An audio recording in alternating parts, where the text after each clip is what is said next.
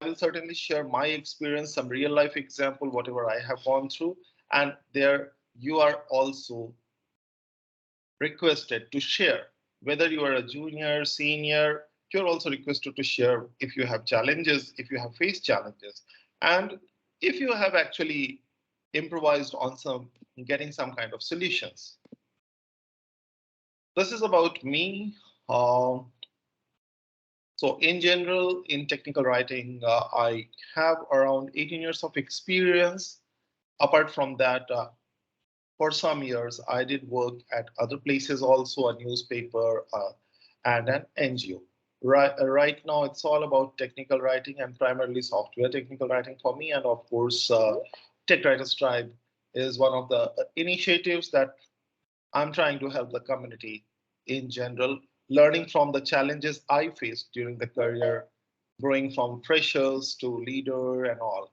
So I hope this session is helpful to all of you. So let's get started.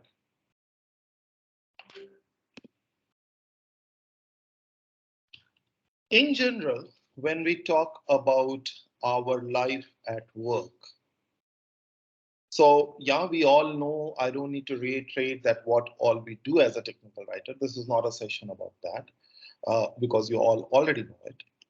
In general, we will try to find out what kind of overall work environment we face, what kind of people we interact with, what's the daily life work activity wherein we have faced some challenges, we face some solutions. So here we will first try to differentiate which type of work primarily we do.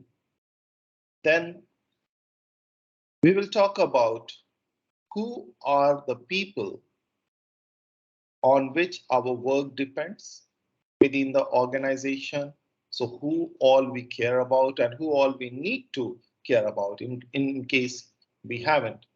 Then what are the challenges when we are doing part one, which type of work, and when we are dealing with different kind of people, and also what could be the solution, how did you or me provide a solution in the past, or in fact, if you come across such situation, how do you think that you can provide a solution, whether as an IC or as a leader?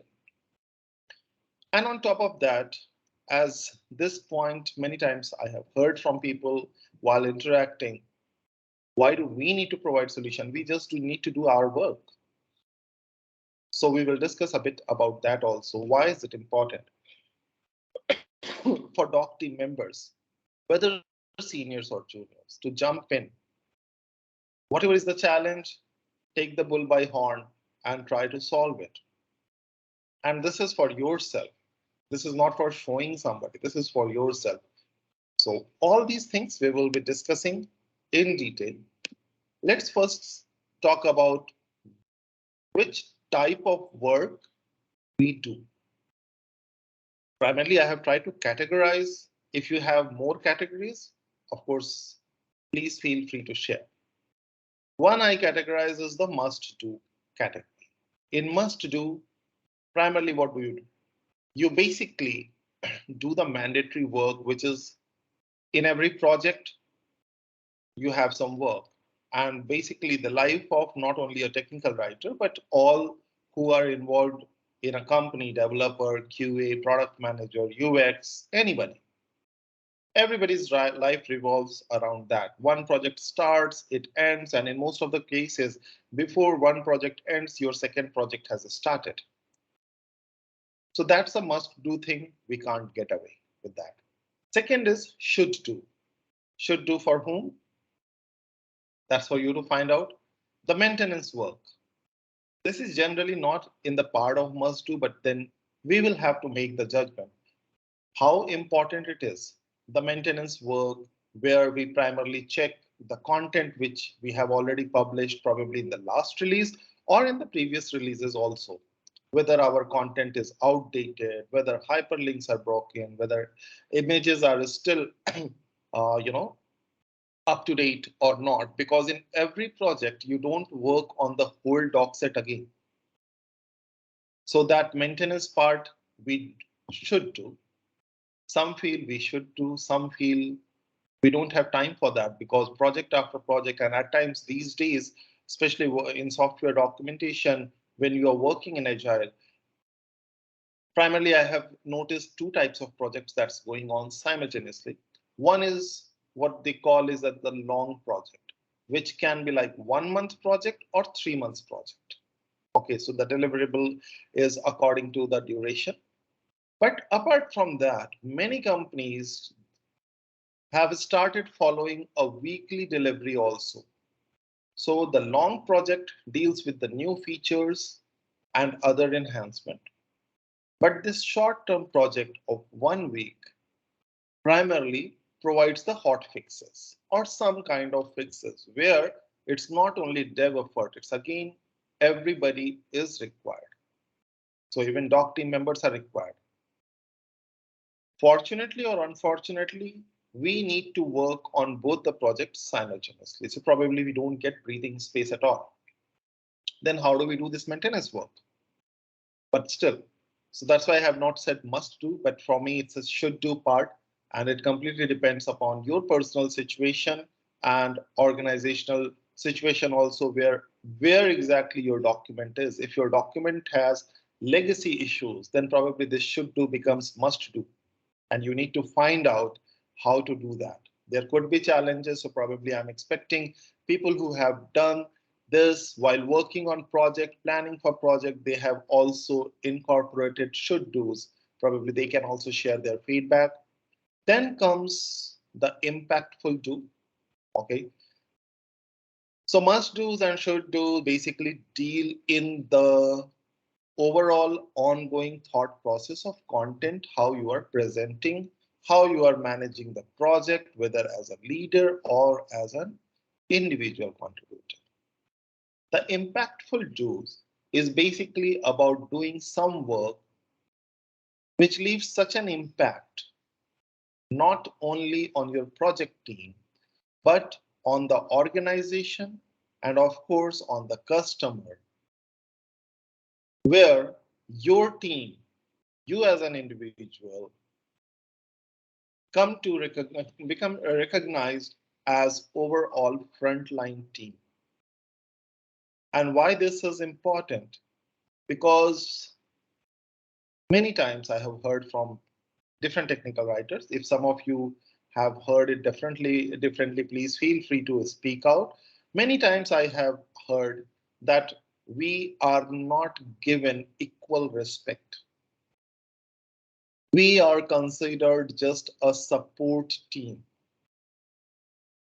Technically, it's not true because nowadays, especially in software documentation, companies prefer to have good documentation. So I'm not sure why this logic even now comes that we are considered a support team. So probably there is something missing. This impactful do's are missing because you are still doing these must do's and should do's, but those are probably just considered your regular job.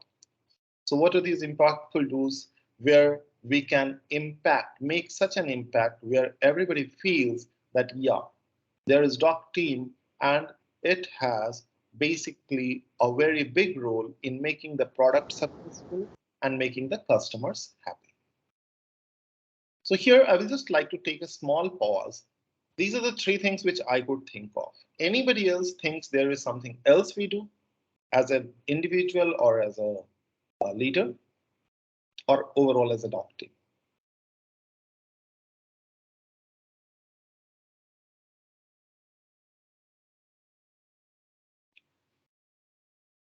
Hey, hi, Punit. This is Anirban. Yeah. Good morning. Good morning. Yeah. Yeah, and also from my experience, I can say sometimes we have to engage in the overall project management and quality control of the team, so that we are currently doing. The thought of adding this point. Wonderful point. Yeah. So what I understand you mean is that when you are working on a project, so you need to take care of the project management also, right? Yes, right. So absolutely. So when you say this project management, do you are you indicating towards doc part of project management or overall project management? No, like for me, it's like a overall project management. So it's like I'm running the daily Scrum calls, and also, what about the deliverables, including the technical deliverable solution.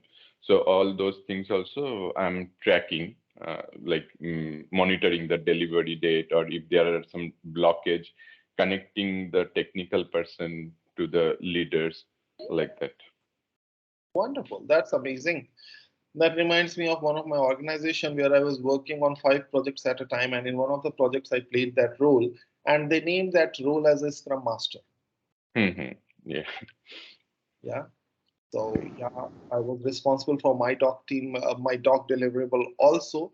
But in this one project, some discussion happened, and I also basically proactively said that why can't a doc team member be a be a Scrum Master unless you need me to write code? And then that idea was very much like they said that okay, as long as you're willing to take the challenge, fair enough. Yeah. So I find Uh, this interesting. Hi Punit, this is Mayu. Good morning. So I would like to mention two things maybe that can fall under this impactful do as well. But still, one is the UI and UX review. So as technical writers, many of us do this exercise. I personally do this a lot, and that has a lot of impact, I would say, because in larger organizations, they have a dedicated UX team. In smaller ones, they do not have, but this is of utmost importance nowadays to build a top-notch product. Like in any industry, if you have to build a top-notch product, your UI and UX should be top-notch. In most of the cases, what we see that the developers are reluctant. The messages that they write that are not very proper, there is no consistency in the naming, all these things, or the buttons where they should be placed, they don't have a very good idea about. So this is one area I found that we can add deep value to it. Another one I would like to mention, obviously I think many of us already do that, that is like the job of a QA.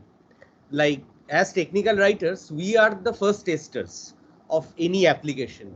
So whenever we are documenting, we should go and check each and every step, and if we find any bug, we should raise them, right?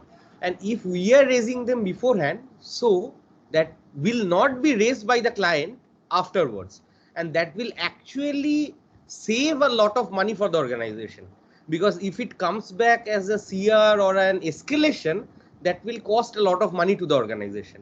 So as technical writers, we can take this up very seriously, and we can like raise bugs, which is an exercise that I have implemented in my organization. So, and most of the times I have seen that there are a lot of bugs that we can easily find out.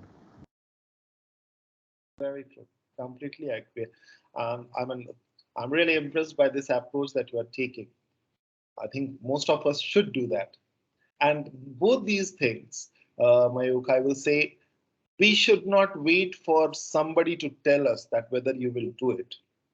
Because for UI messages, in a team, in a project team, and whether generally in an organization, doc team is considered the master of English. Whatever English it is, US English, UK English, whatever that company is following. So if we are seeing, even if say probably we have not got into UI, but certainly to test, like you said, to write documentation anyway, we have to test the product. So when we are seeing the UI, and the moment a line or a word, being a technical writer, it obviously automatically strikes us. Even on signboards outside, we first try to become an editor to find the mistakes, the spelling mistakes or something. So on UI, it certainly strikes us. So even in those organizations where probably by role we are not asked to be involved, we should make it a note to bring it to the notice of team, and we should tell that all these messages, we should have a process where it should go through a review process by doc team member. Either doc team member should directly write it whenever something new comes up, or else there should be a process where even if PM or dev, whomsoever has written those UI messages, it should be reviewed by doc team member, then only it should go to UI. This I have successfully followed in multiple organizations. In one of the organization, it was a challenge, like Mayuk, you mentioned, dev writes the way. The dev writes the way is still fine, but what if dev challenges, hey, UI is not your field, that's mine. I am not allowing you to touch it. What if you come across product managers who are probably from US or even from India? They will say, we know good English to handle this, because in some companies, product managers also write it. We don't need your help. So there comes the tact part. How do you show them that, yeah, all of you know good English, but still there is some improvement required. This is not my UI, your UI, or somebody's UI. This is company's UI. We need to follow. We need to make sure that being an American company, we should basically follow proper English. That's for the UI messages. So there is at times a struggle getting into this, but I'm certainly for it. We should, all the technical writers should include it into must-dos. Thank you, Mayuk. Thanks, Punit. And one more point, Punit, is coming to my mind, like impactful do, or that can be a great value addition. Suppose if the product is stable, we have a more or less good documentation available, then what we can look at is how we are organizing the documents, like how we are organizing the content, and what betterment or what improvement can we bring into that, so that the information can be easily found out by the user, so that the content is getting reused again and again. How much content can we reuse using snippets, variables, all this stuff?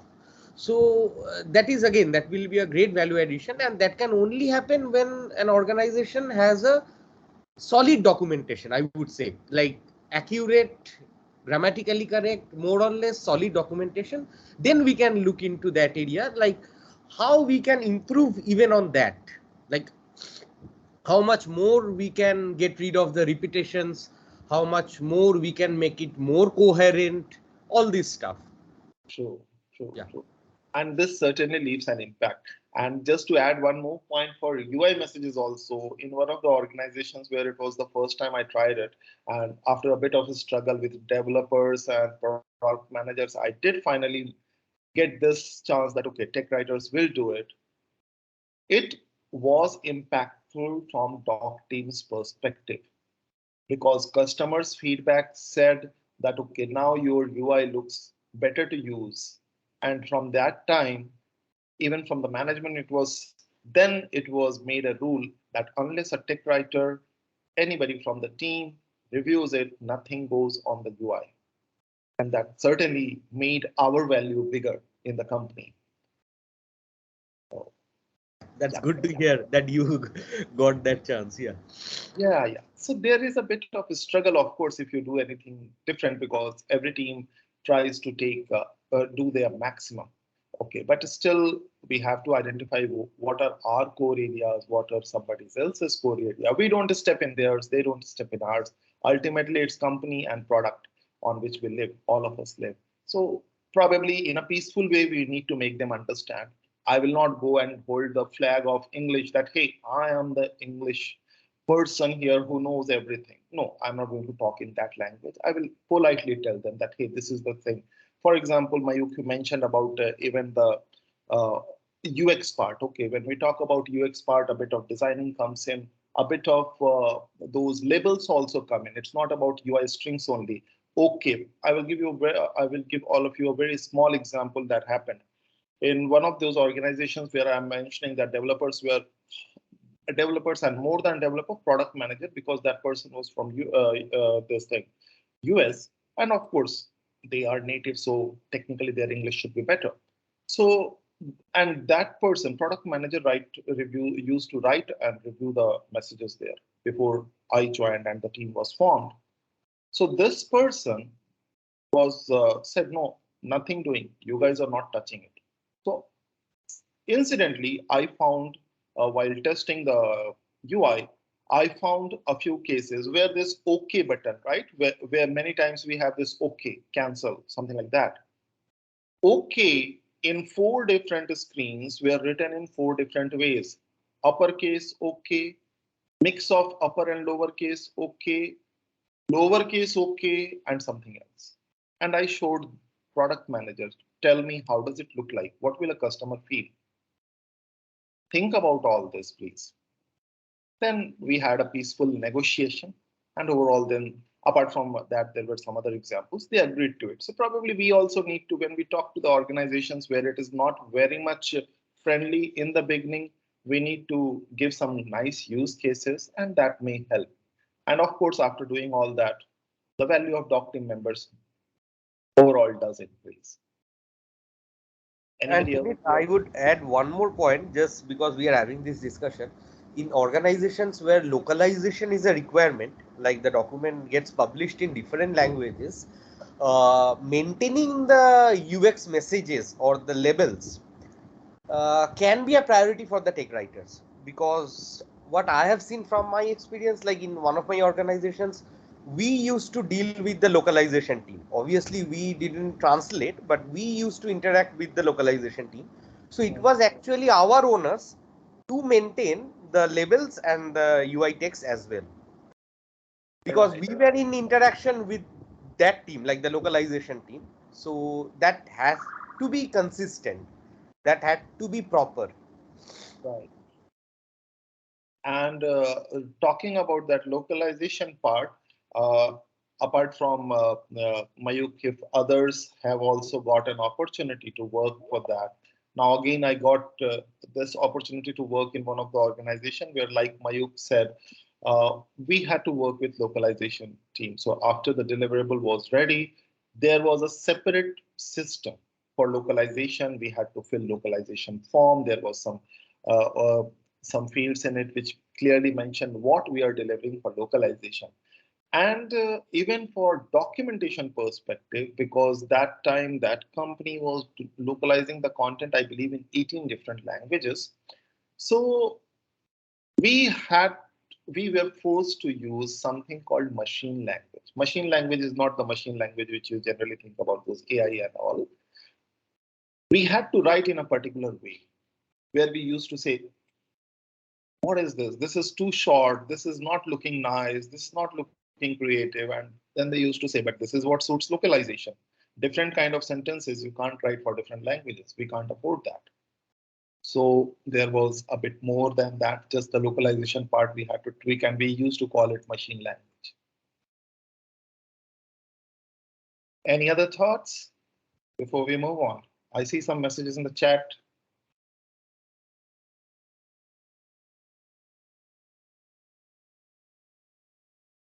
Probably you can, if you're comfortable, whenever you can speak also. Otherwise, I'll just try to read.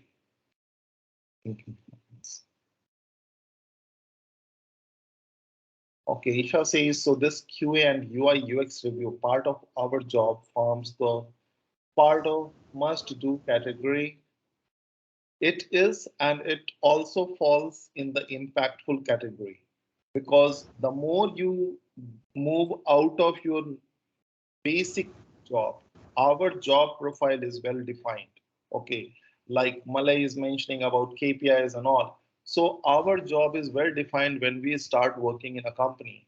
Okay, your job is to write a document, work on the projects and all. Those are every person has a role, whether it's tech writer or developer. But if you want to be more impactful, what matters is, apart from what already your KPIs have defined, apart from that, what all are you giving which enhances the customer satisfaction? Okay. Yes, Malay, you want to say something? Yes. So just continuing to what I have written in the chat, I actually mean that why I think, because if it is encountered by us, it might be a problem. It might cause an issue, or maybe a shift of the responsibility to the another team. It might concern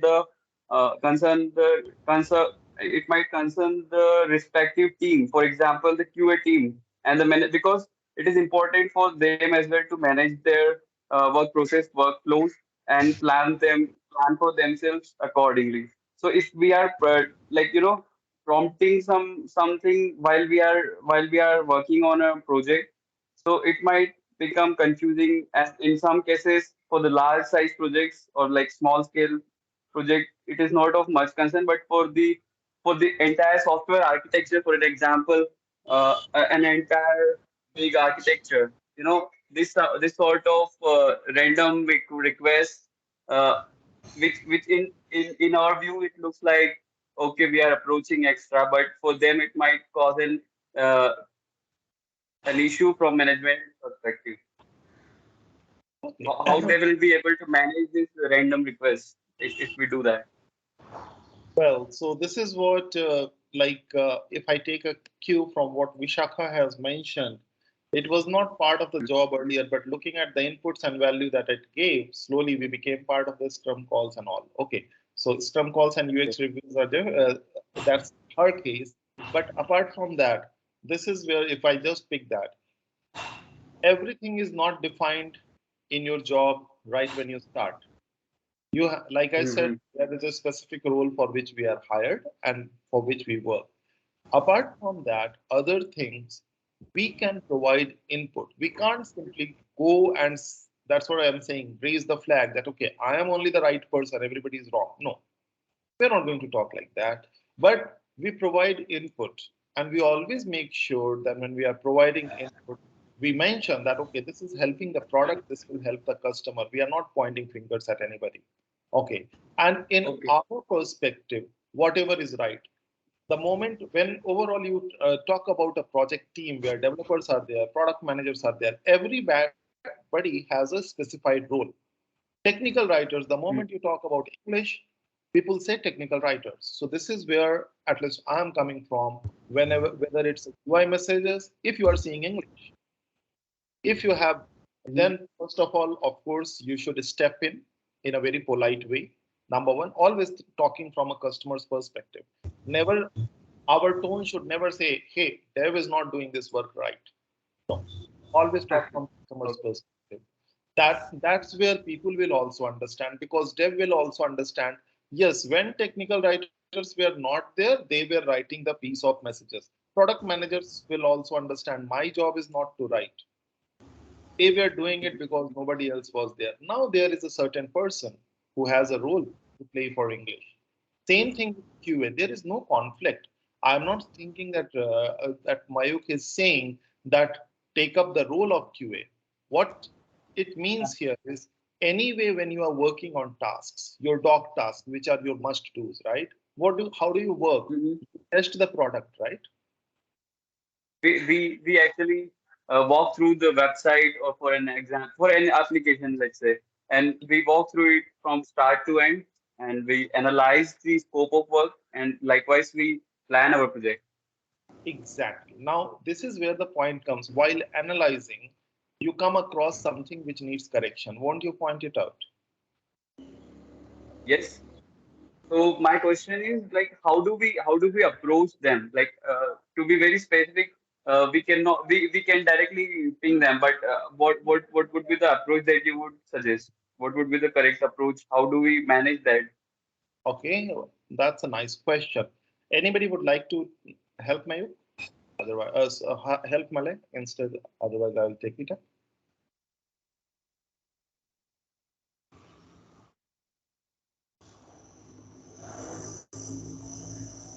Better?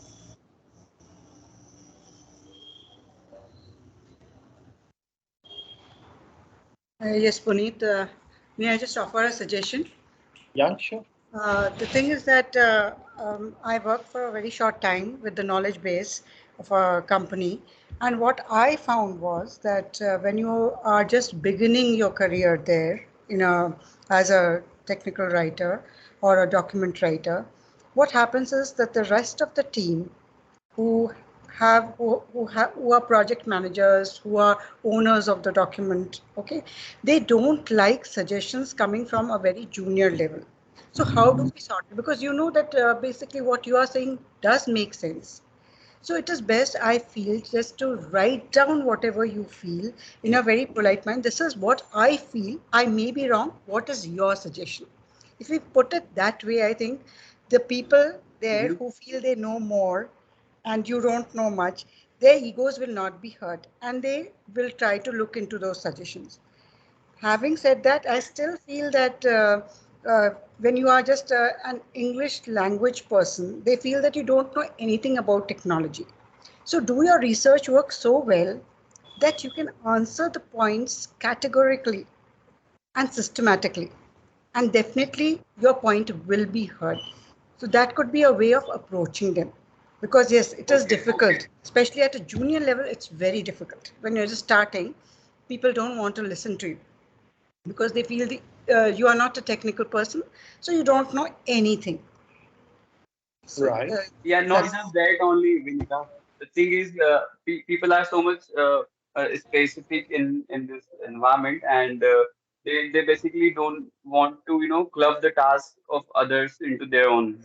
So that's what my experience comes along, and they I have noticed people in the team environment, they prefer to limit their tasks to their own, and of course that is why I'm asking like what should be the approach. So I think this is a good example and way of presenting, and if we want to share our feedback regarding if we want to like raise a bug request or something, so it is a good approach. I'll try to follow it. Yeah. And as far as the technical knowledge part is concerned, so we will come to it. But yeah, if yes, being a junior, that's what I'm saying. Take baby steps and never be at a confrontational stage. Take baby steps and always talk from customer's perspective. Never talk from team's perspective. That okay, this is it, and if this can be Yeah. provided this way, this will help customer better. So unless somebody is hell bent on taking you know some kind of grudge, generally people do understand, yeah, we will need to know how that presentation skill, how do we slowly make our point understandable as far as technical understanding is concerned, when we are attending daily scrum calls, when we are showing our face daily, when we are participating in meetings, and not only participating to stand there, but to contribute our bit also. Trust me, this kind of confidence slowly builds in. It's not a one day effort, certainly. Understood. Completely agree. Understood. Thank you. Thank you. Yeah, thank you. Okay, so this is a very nice discussion going on. By the way, Shweta, before I move on, do you want to say something? Okay. Okay, so this was one part. Yes, Punit sir, just I think my voice was not coming through. Oh, So, loving the discussion so far, but wanted to talk about one challenge that I don't know, most of the writers face is that the information that we get is sometimes right towards the end when the entire feature is developed. So, and that comes only from the developers. But then, what I felt was if the writers are included from right from the stage where the requirements are gathered, and then moving on to the stage where the designers and the developers meet on how the when the screens are created. I think being part of all those discussions gives us a holistic view of the feature, and then that ultimately steeps into how we document the feature. So that is something that we have started in our organization, and the product managers, they are on board with this idea because they've seen the value in the past two features that we follow this process. So they've now started including the writers right from the early stages where the requirements are discussed, the designs are discussed, the UI is discussed, and Yeah, those are nice discussions and helps a lot in uh, understanding the entire product also. So this is something that I just wanted to bring up. Yeah, and this something which you have brought up basically talks about the next slide will talk about who. So it basically talks about the first thing, you. You means I, you, anybody who is the technical writer, as Yes. an individual and as a doc team. We need to step in. I'm sure many of you might be knowing cases where even in agile environment, technical writers say, once the development will complete work, then we will start work. Who is to blame there? We need to be proactive and become part of the project like the way Shweta has mentioned. It not only helps overall doc output, it also helps people trust you more. People respect you more. Not only you means you as a doc team, okay? So this is certainly the way going forward. Those teams which are not doing it or somehow finding it difficult to do, they should find a way to do what Shweta has mentioned. Thank you, Shweta. That was very useful. Sure.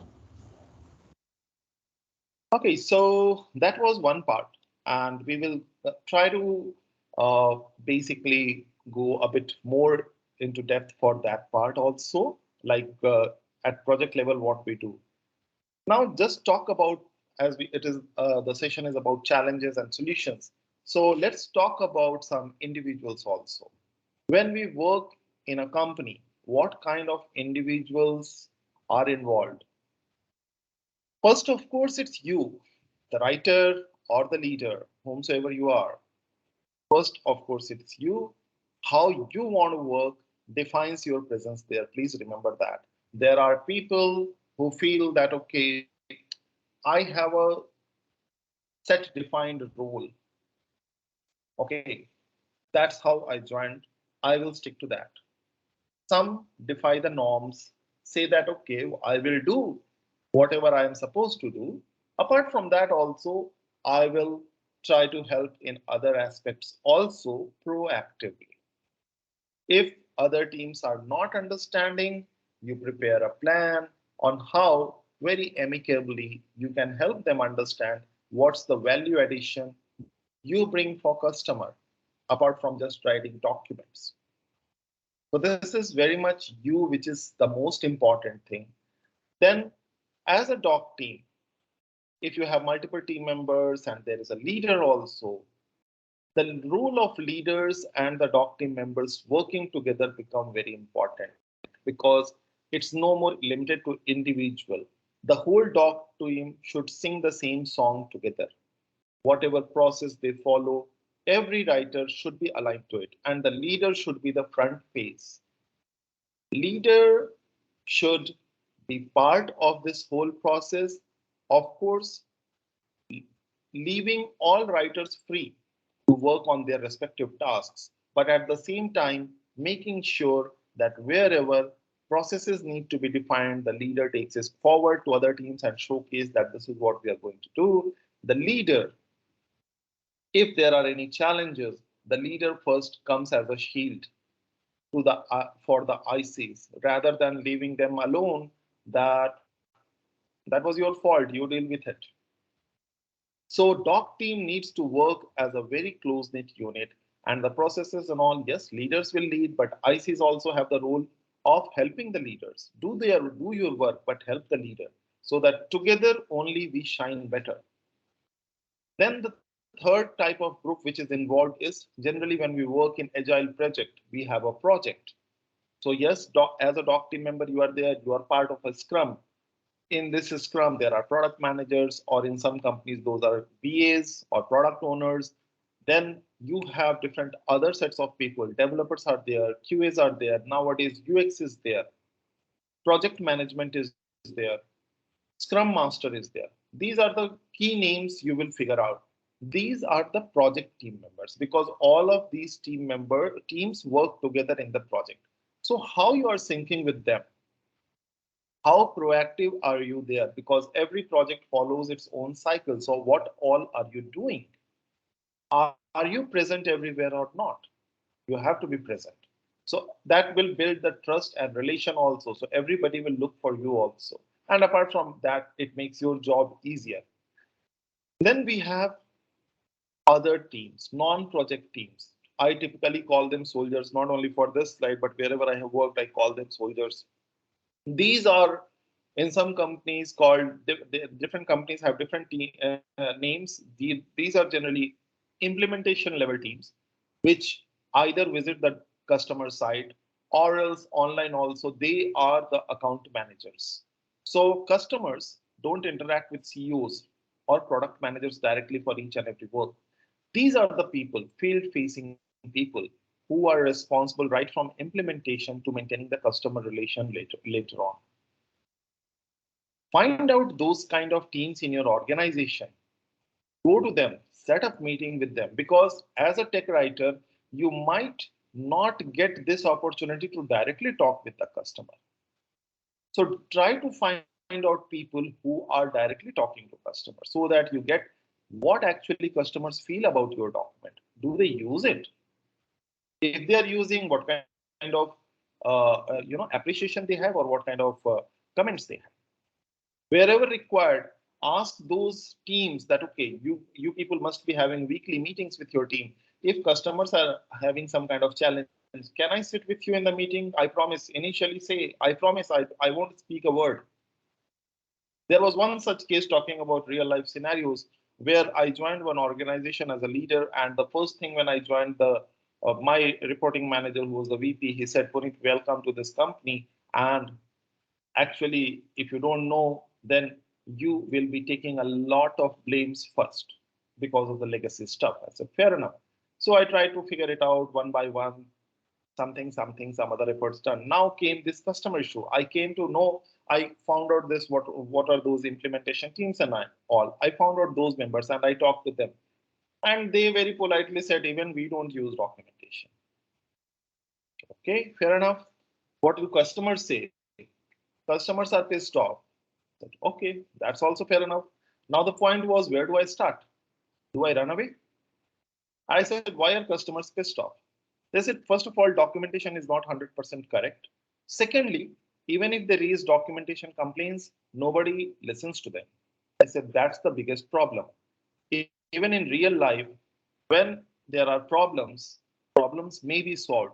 But don't you think that when you talk to the person who is in problem and just meet the person in person and assure, yes, whatever has been done, I can't change, but I promise, right now I am here, and give them a timeline. We will change it. Just share. That person will fume for a while because that anger has been there for quite some time. But then the person cools down, thinking that at least somebody has come there to take the ownership and help. That's what exactly happened. I said, okay, can I sit in the meeting with the customer? He said, are you serious? They might abuse. I said, I'm sure they will not abuse. It's official call. But yeah, I'm ready to take the brunt. I went ahead, got into the meeting. Customers started the way we expected. I heard them completely, and then I said, can I speak? So what will you speak? No, nobody has done anything, this, that. I said, fine. That's what I am here. I want to understand your problems. And if you can trust me, you have already taken this pain for a long time. If you can trust me, give me some time. Give me a release at least. And then we will talk. Later on, those customers became my good friends. Okay, so other teams are also important. Please try to give them also importance. Even implementation teams, they are very useful, and try to help them with your documentation. They might have written some implementation document on your own. If your team can do that, help them also create some implementation documents. Then comes the decision makers. How do you convince the management that doc team is something which can be considered as a frontline team? How do you convince that? There only probably your communication skills come. And it's not always about talking. Talking should always be accompanied by some action. Make a plan. First figure it out. What exactly is the challenge? What all could be the improvement points? If on your own you are unable to figure it out, talk to your peers, talk to others.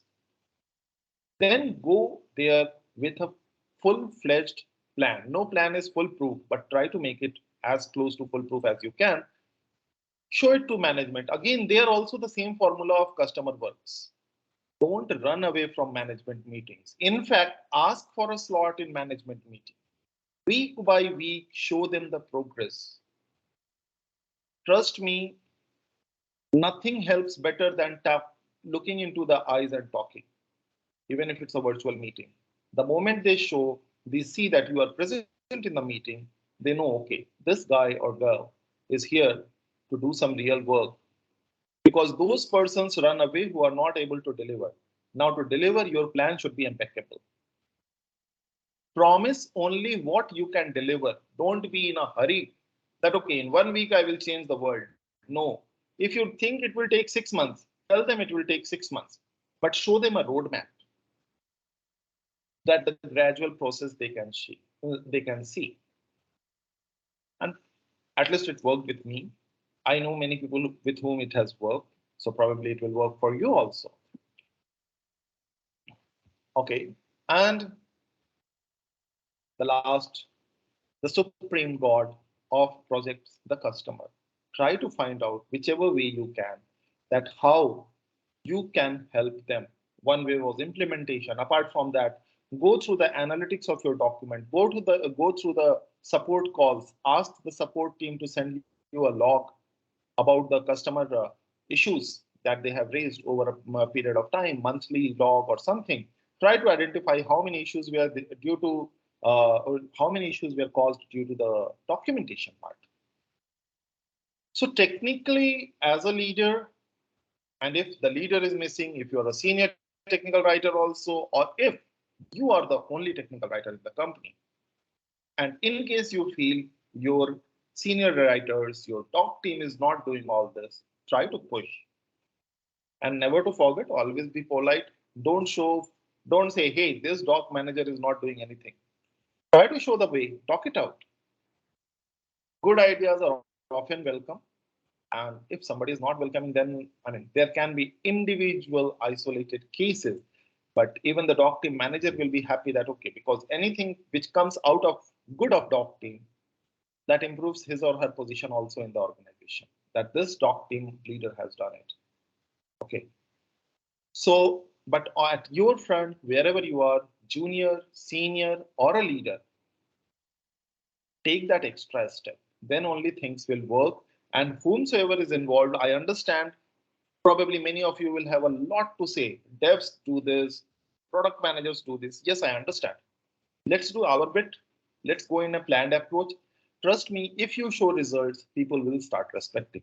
Yeah, when you are seeing things are wrong, with whomsoever who category this you fall into, try not to fight. Try to be as logical, be process oriented, write emails, include people in CC people management and all. Don't get into, if you have identified that there is one person who never is very straight to talk forward, CC people, make it very official. Don't get into individual calls. Persons you will have to identify. Otherwise, in this agile process, if you follow the process properly, I have seen doc teams do wonder. They are much more respected when all that which has been discussed so far, not only by me, but by others also, slowly, if you are incorporating that, doc team is respected a lot. And you become impactful as an individual, as a team. So that's my take about who is involved and how we can do. I think we talked, this 1 hour appears very less, actually. I will just run through for 2 minutes for some of the pointers, and then I will open it for further discussion, because I thought that we will have some time, and but certainly this is a big topic.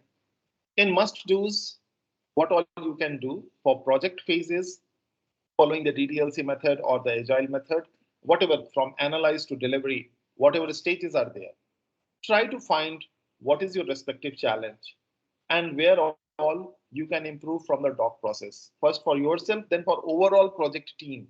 How in Scrum calls you can go ahead and contribute And in Scrum calls also, when you are talking about, say, very small thing, a UI message that, hey, I think this can be improved. Trust me, it's not a personal complaint, okay? Nobody can say, hey, UI belongs to UX, UI belongs to developer, you don't touch it. Nobody is going to say that. Your tone should be normal, certainly, okay? Show them how it can become corrected, improved.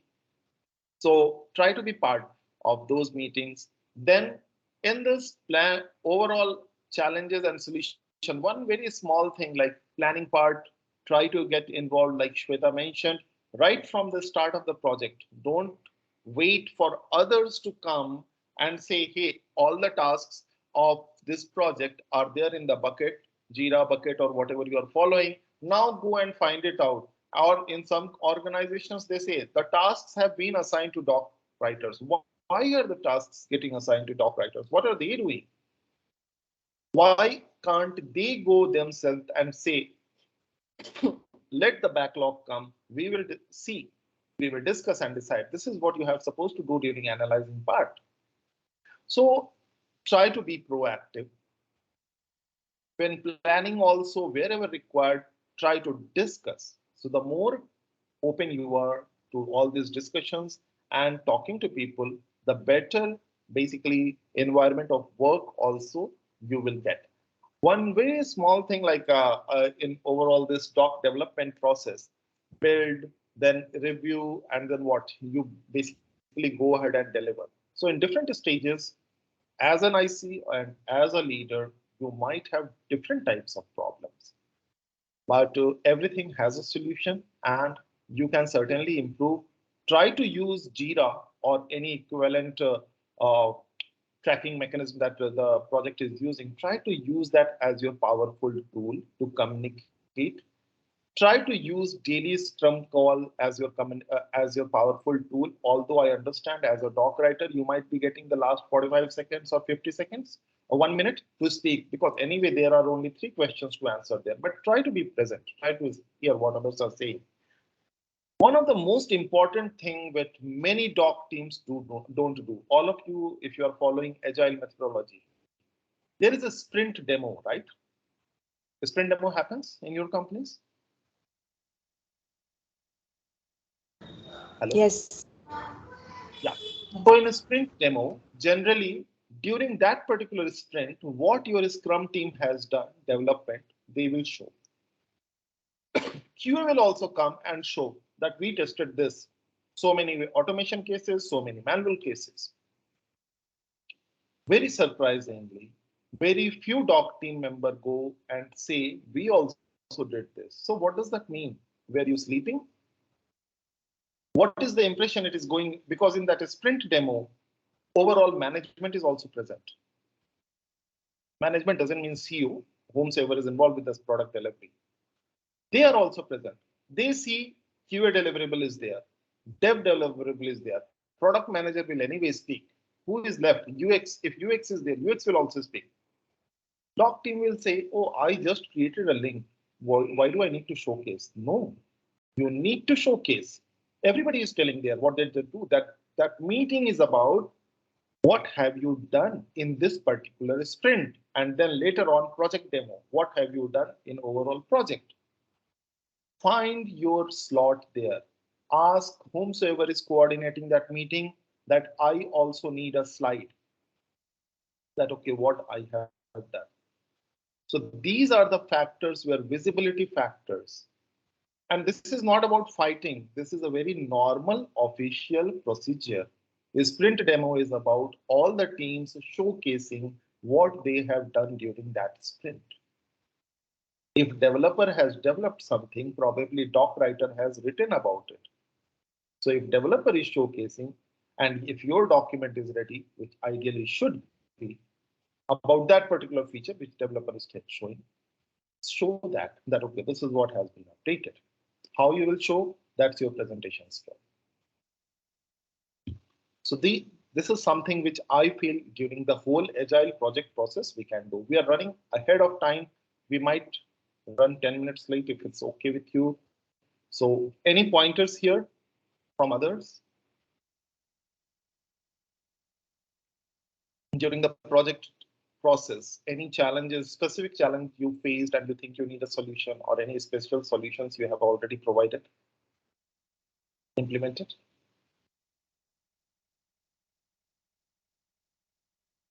Hey, hi Punit, this is Anirban. Yes, sir. Yeah. So actually, I just want to discuss one challenge. So it's like, when we are handling a team and there are several tech writers. So, every tech writers have their own working style. But to bring them on the same page, somewhat I feel it's challenging for me. But what I did, my part, is like, initially to be a buddy for them and review their work, so and give my inputs, so that all of them as a team member should like come in a same page, that are the same working style that we are following. So ultimately, like end of the day, it's apart from like whoever is working, so ultimately the document produced should look similar. uh, um, so that's why I handle this challenge. So yeah, if anybody wants to share, like, or you can add some point that how this kind of problem can be addressed, that will be great. Nice approach. Thank you, Anirban. Ratnesh, you want to add something?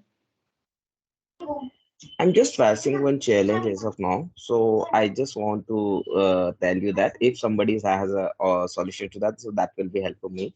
So the challenge is that as of now, I just currently changed my organization, and the new organization in the construction software business. So that particular industry is very new to me, and the first project they have given to me to work on, that particular project and the software is quite extensively, like it's having the 500 pages of user manual.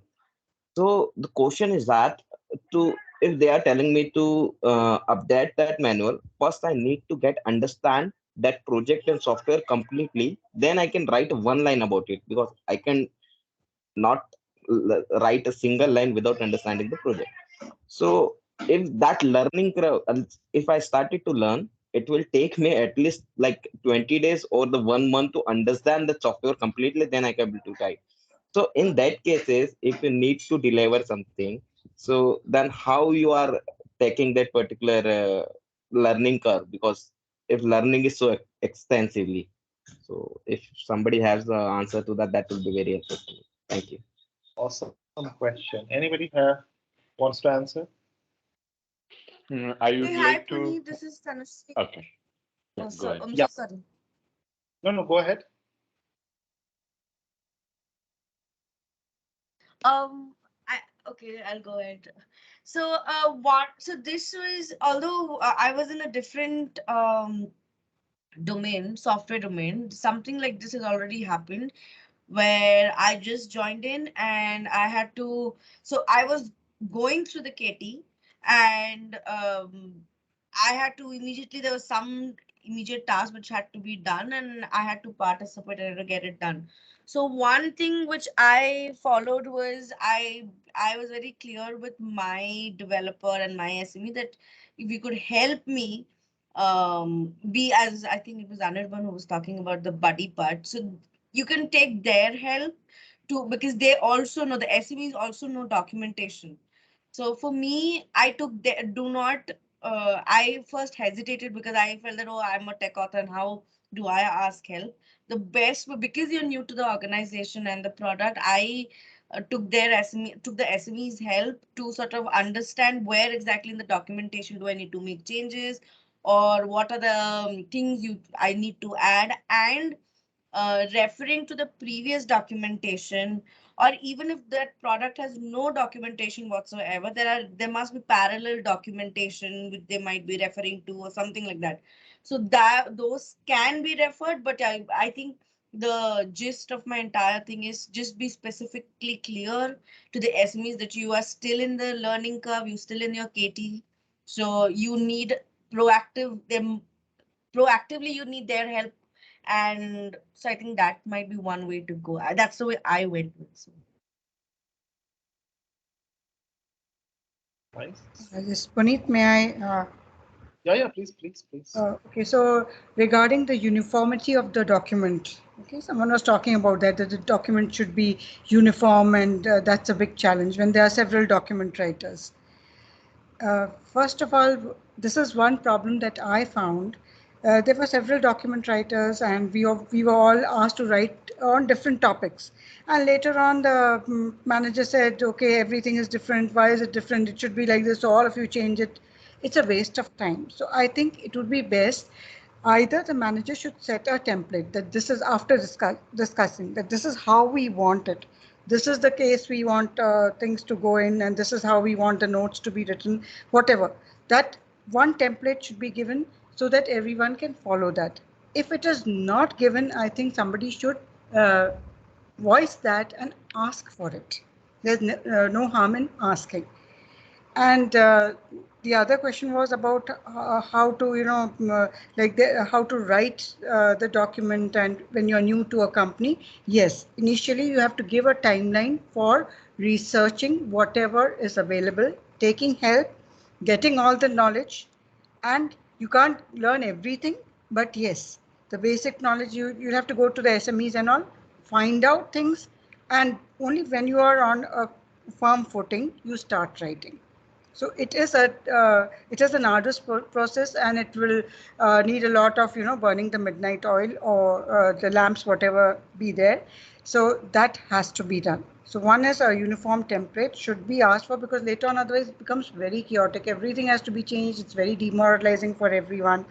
And second thing, that research part is very, very important. When you're new to a product, you'll have to learn about it, whichever way, whatever it takes. And for that, you'll have to talk to people. That's what I feel. That's part of setting the expectation right. Okay. So first of all, when you are joining, yeah, that style part certainly, like Anirban you mentioned, I believe if a company doesn't have, they should have a proper style guide for people to follow. Uniformity certainly does come, and this structured documentation that we keep on so much emphasizing has very much to do with this one particular style guide that every technical writer must have to learn. So, like what Ratnesh is mentioning about the deliverable part, apart from that learning, the first thing any technical writer should learn when they go into that organization, they should have a style guide to follow. They should go through that. That's number one. Now, like Vineeta mentioned, whatever the product, Vineeta and Tanushree, like what they mentioned, that any industry you are in, when you are joining new, the company should provide a product learning time. They can't, if they are expecting you to deliver right from day one, the expectation is too high. They should not, unless there is a national emergency for them, that's a different story. That also you can probably try to help only from, then you can say, okay, I can only help from English perspective. If there is an article, give me that article. I will edit it from English perspective. But as I don't know the product, I don't expect me to provide technically correct document. In bigger companies, at least I see, and even in startups, I see now that when a person joins, there is a time frame provided for learning. Now, depending upon the organization, it can be 1 month, it can be 2 weeks. That's company's prerogative. So first thing first, product has to be learned. Now, Ratnesh, you asked, what do I tell them? So this is where I'm not sure if you meant that, but this is where one guilt feeling comes in technical writers. When they join, they feel that in 1 month, first month, if I'm not delivering something, then that is a sin. Actually, when you are learning, that is also kind of deliverable. Okay, it's not a deliverable for the customer, because unless we provide that training, so that training is also our deliverable. That's a task for us generally, that you have to get trained. So don't feel like that unless somebody is pushing you really hard that no, we need some deliverable. In that case, you can say, fine, I will continue my learning. In between, I can see the legacy document. And at least for English part, I don't know any training, extra training. You provide me which documents are very important. For those, I can go and try to edit if it's required. But technically, I do need to learn the product. Be a bit upfront on this. That's the only solution. Because even if you say under pressure that, okay, fine, within a week, I will provide. Tell me, Ratnesh, how are you going to provide? Even 1 week, You have just joined 24/7 also if you learn. It's a new thing for you. How can you learn which even people in their organization might have taken months to learn? So don't set don't set unexpected expectations. At times, saying no is difficult, but try to say that. But at the same time, provide them the solution that, okay, right now, I will need this much time. Why? Tell them. I hope that helps. I completely understood. And Hi, Punit. so This is that's One perfect. second. sorry. This is Sumedh here. I had one point to add to that. Yeah. So I Yes. think you said, when you've just joined and it'll take you 30 days or 1 month to learn the whole product and the whole application. But granted, it takes 1 month. I would say you're lucky. It's taking only a month for you to learn the application, because to know the application really well as a technical writer, I find I've been in the industry for 20 plus years. Even a small application, it might take me a month to learn just from the nuances and different aspects. So, but when you have to deliver something, and hit the ground running, you can go to the product managers, agile teams, scrum master, whoever is, managing that deliverable or that release, and ask them what specific modules, what specific features, what specific user stories are going to be delivered that you need to work on, right? And don't look at the whole application as one big thing you have to learn. Just focus on the parts that you have to deliver something on. Yes, a lot of people gave you inputs about go to the product manager, go to the SMEs. All that will keep happening. And I would also say that I do a lot of hiring, I do a lot of working for managers, do a lot of deliverables, and I can tell you, I don't really see that new hires have a lot of time, a lot of runway to ramp up on something before they have to deliver something.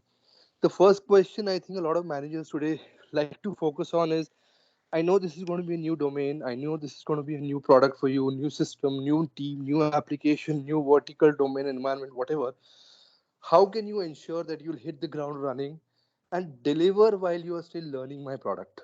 That is a very pertinent question. And you need to start thinking about delivery during the interview stage, not after you join and you get to know the first release of that, because your thought process, your concept is going to be the same regardless of what domain it is, right? Even if it's your domain, GCP, AWS, cloud, everything, still the product you're going to learn is going to be new to you. So I think what I'm trying to say here is try to focus on bite-sized pieces. Say that I'll be able to deliver only these 3 user stories or this 1 or 2 epics, rather than look at it and say, oh God, I have to deliver the whole user guide for an application I have no idea about, right? And then you can start focusing on those specific feature specs, technical specs, system requirement, client requirement documents only on that particular feature, because that will also help you understand the UI, the UX, the navigation elements, how that feature interacts with some other feature. So while you're focusing on the feature you have to deliver, you're also learning the product overall. Great. Thank you, Sumedh. That's very insightful.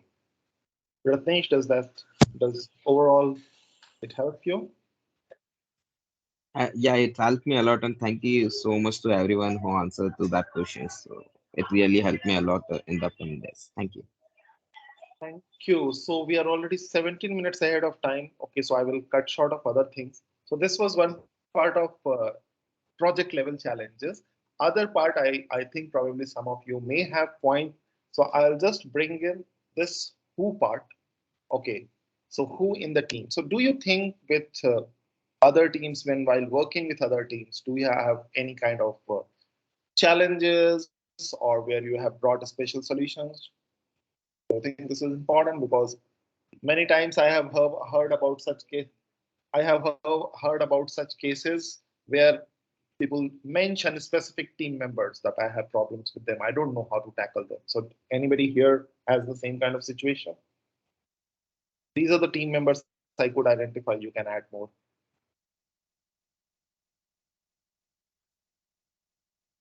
or is all is I- well, no problem?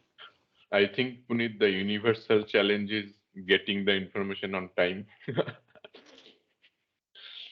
Getting the And information on time from SMEs. Now, when I yes, say I feel two SMEs are there. Generally, people call SME is equal to developer, but I feel SME is equal to for technical writers, product managers, or business analysts plus developers, both. So, are you saying that the yes, challenge yes. is with both? Yeah, absolutely. Okay, As anybody? a newcomer, many times many of the resources are not open to you.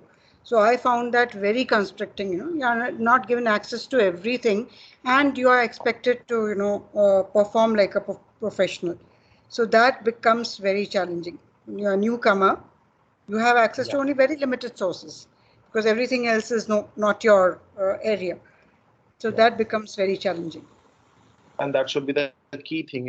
If people are not providing in some of the organizations right from day one, okay, day one they will let you relax, but probably on day two you will get a lot of emails, or if you're joining in company, your mentor or somebody will be telling you, okay, these are the links that you go through. But if somebody is not has joined an organization where these things are not coming, you should be upfront and ask, where are the learning resources? Tell me that. Simple.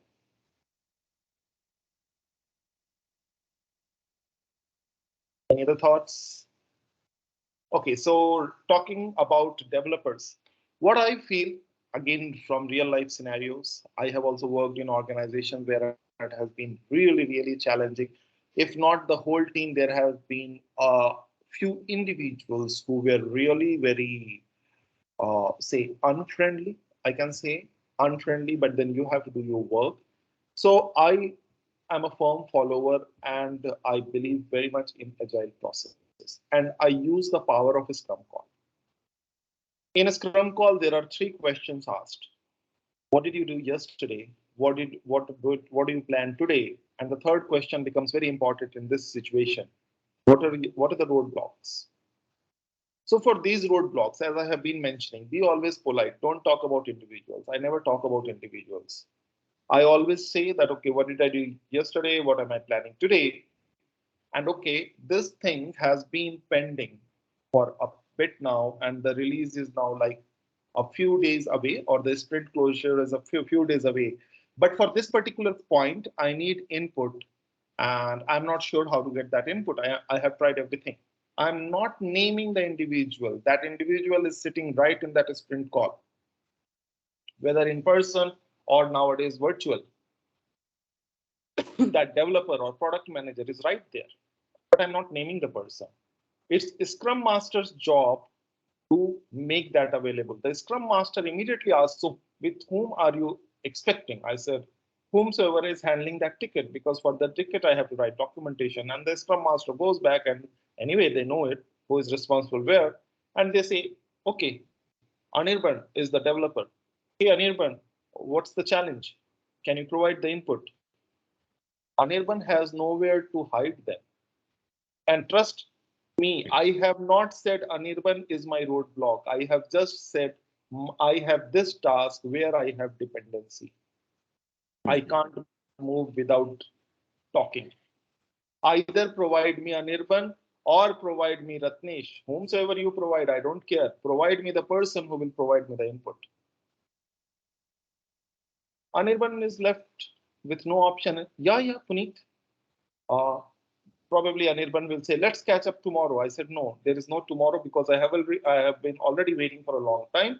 It needs to be get done today, or else I'm going to assign my Jira task to you that, okay, it's dependent on you.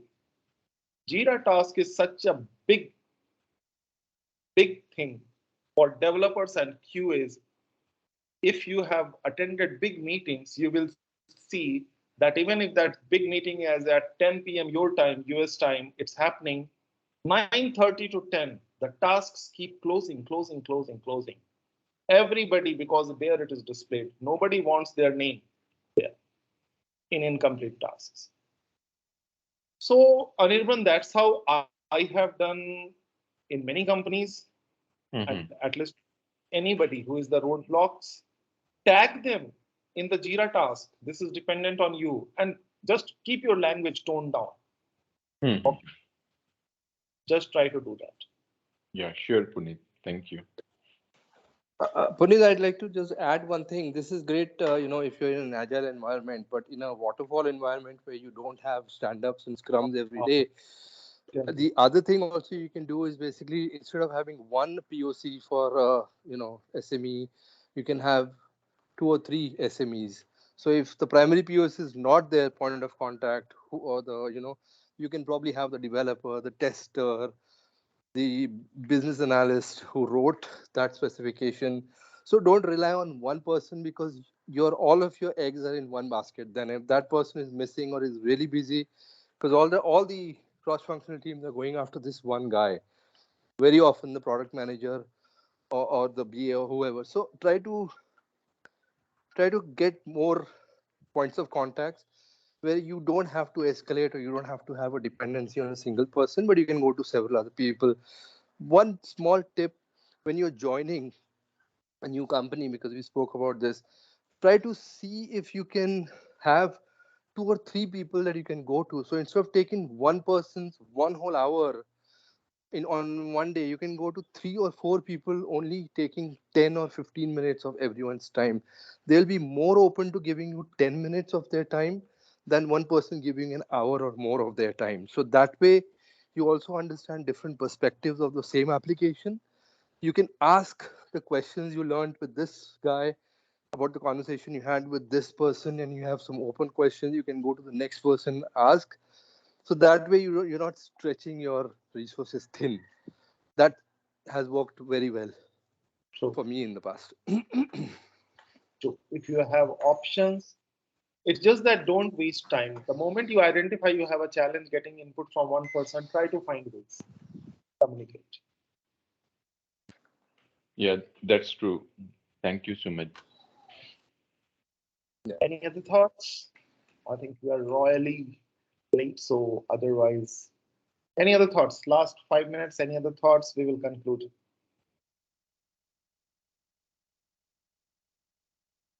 Yeah, so I have a question. So I have recently joined a new company, and this company is into uh, robot manufacturing, and which basically involves documenting the mechanical documentation as well as the software documentation. Okay, so here I majorly majorly find a challenge to bifurcate between the information and utilize the before I put forth my thoughts, I am an individual contributor as they've started this position with me only, and how should be my question now I come to my question, what should be my approach in terms of bifurcating the robot documentation in terms of it is not confusing with the mechanical approach as well as from the software documentation point of view.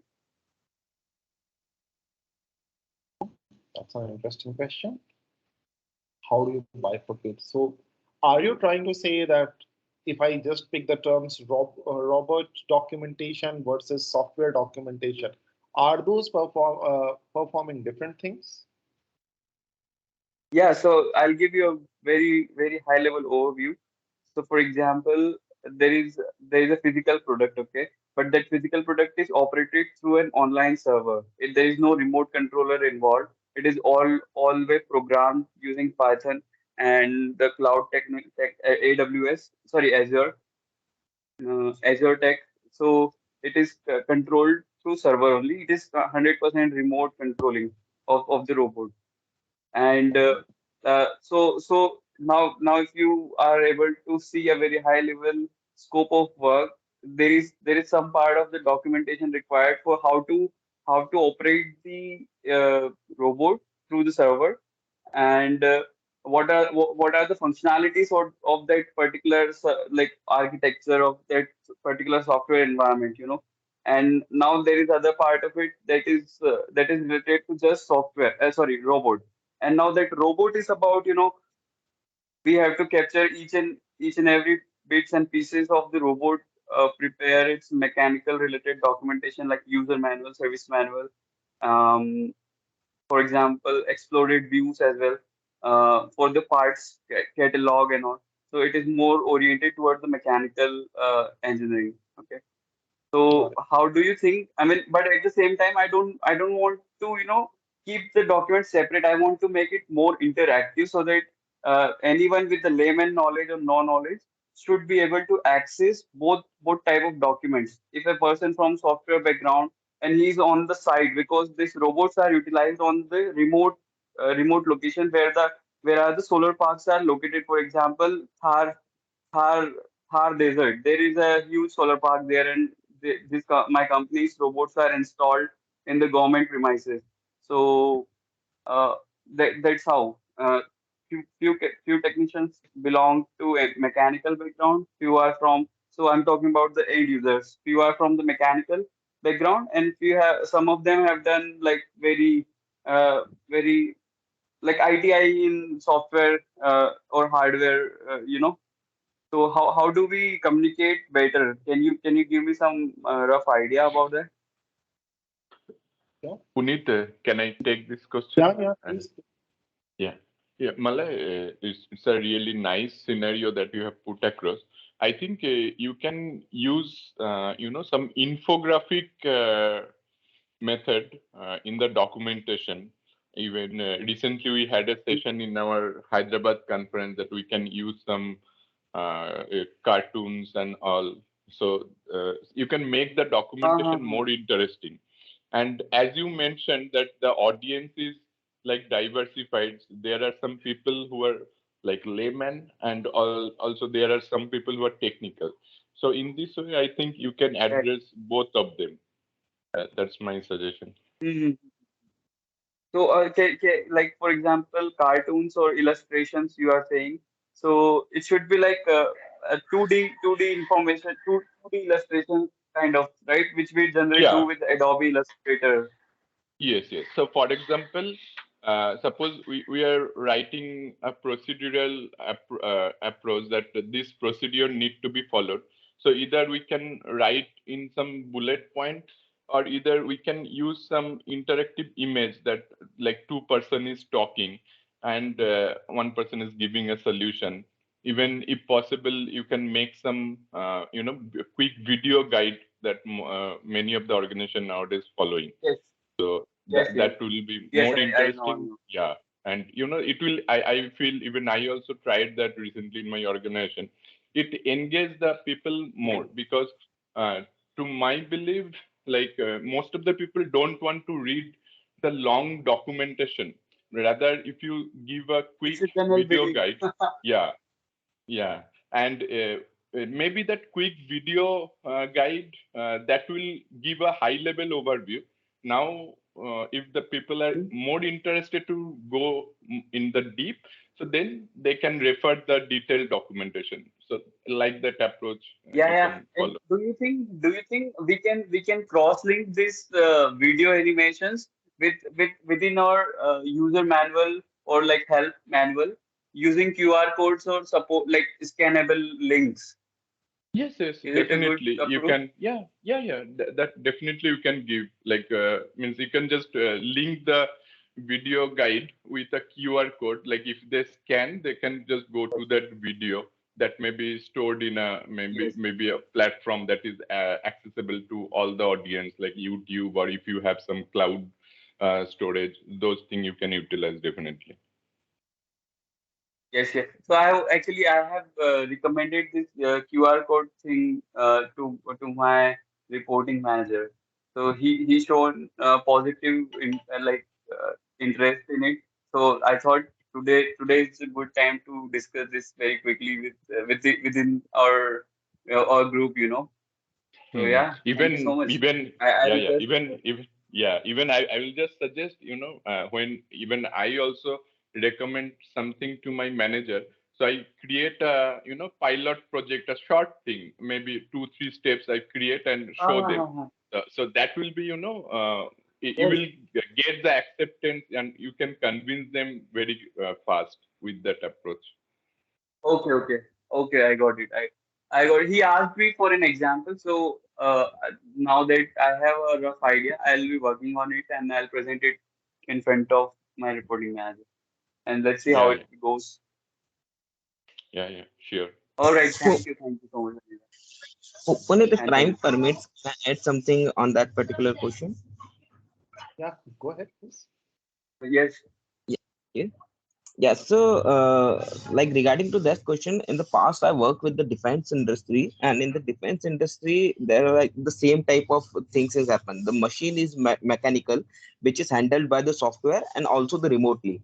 So to explain to that particular overall project, so what I did, I created the three separate chapters. In the first chapter, I explained about the product description, where I explained each and every mechanical portion which I have segregated. So I explained the parts Yes. of that machine in terms of the mechanical. In the second chapter, I explained the complete UI and UX related to the software, which is the chapter name is software description. So where I explained the which function Okay. is doing what. And in the third chapter, when I explain the both of the thing, mechanical and software, in third chapter, there is an operational chapter when you have to perform a certain Okay. operation, which procedure you have to follow. So like in the software and the mechanical. So the last chapter is the operational. So that helps user a lot. First to understand the mechanically, third in the software manner, then the how to perform the task using that particular both of the combination. So that I used in the past, The and that software and helped mechanical. out. Yes. Mm-hmm. And think All about the right, all right. Sure, power thank of you. QR code, or some kind of way. If for hardware documentation in one of the organization long back I used, yes, I created the document in a particular way, like one of the ways you guys are talking about. Now on that hardware which my company was selling, we made some intersection point. Those were used as the QR code. So like those intersection points, we identified with numbers 1, 2, 3, 4. So one will have a code hit. Mm-hmm. The moment somebody scans with mobile, with that just Mm-hmm. for that particular code, whatever is the document, it will appear on their mobile. Okay. Yes, So yes, it is more interactive. so because these days it's mobile world, right? So they get only Yeah, that. yeah. So throughout that hardware part, it was a big hardware. So we had identified around 26 points. So that told what is that product, what is that particular point, how are they supposed to work on that. So this all Okay. this can be mixed and matched, and it will be really helpful. Yes. I think Ratnesh has also given me a very good idea, like to explain, prepare the table of content of mechanical parts, and then the software architecture, and then the operational activity. Yes. It is a good approach as well. All right, thank you so much, guys. Thank Thanks, you. That Punit. is a great question. Okay, everyone. So thank yous to all of you who have still stayed, although we are royally late. And I found this kind of discussion very interesting. Basically, we planned for this just because of so that we can get so many views. Otherwise, at times webinars